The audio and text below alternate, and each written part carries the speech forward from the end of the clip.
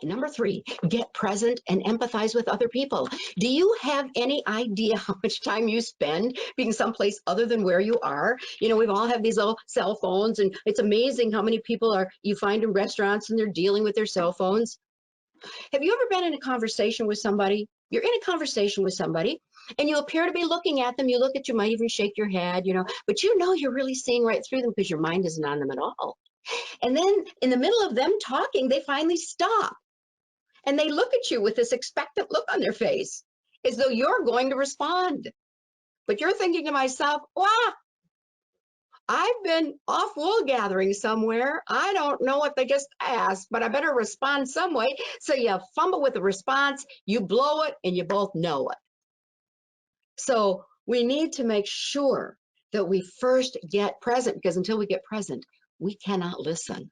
But what happens when we make assumptions, we're creating our story. It's just what human beings do, but we have to be conscious. We have to be going through life awake. So we recognize when we're creating a story, we have to put it on the shelf so that we can listen and do as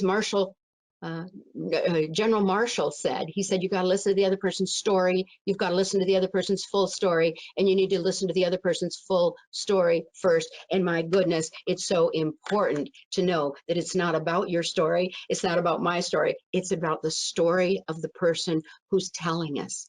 They're telling us they're scared about their kids not maybe getting an education this year, doing all this stuff virtually, and maybe they didn't feel prepared to really help them or able to help them online. They're scared about their jobs. They're scared about their future. They're worried about so many things, all the changes that have taken place. Will they be able to work remotely? Will they be able to keep the connections? There's so many cares and concerns that they have.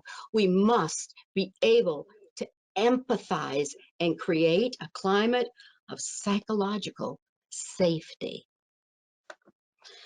So empathize and listen. I love this. The deepest human craving, said William James, father of American psychology, is to be found acceptable. When we listen to people, we listen to the full story. We do not judge. We genuinely empathize. We put ourselves in their shoes to get the sense of what they are going through. And we demonstrate it by actively listening to them. We find them acceptable. And when we find them acceptable, tension decreases and trust increases. So get present and listen. If we do these three things, we will not be getting up on our high horse with people. We will not be making assumptions that are untrue and or negative. And we will not be speaking to people, talking down to people. We will not be interacting with people in a way that causes them to get offended, to feel as though somehow or another they are less than. What we will do if we create a relationship vision, what we will do if we stamp them exceptional, walk through life consciously, what we will do if we get present, we listen and we genuinely empathize, what we will do is we will create the trust necessary in order for psychological safety. That's the biggest part. And that is absolutely what is necessary for effective leaders of high performing teams, and especially during these times, days of volatility and complexity.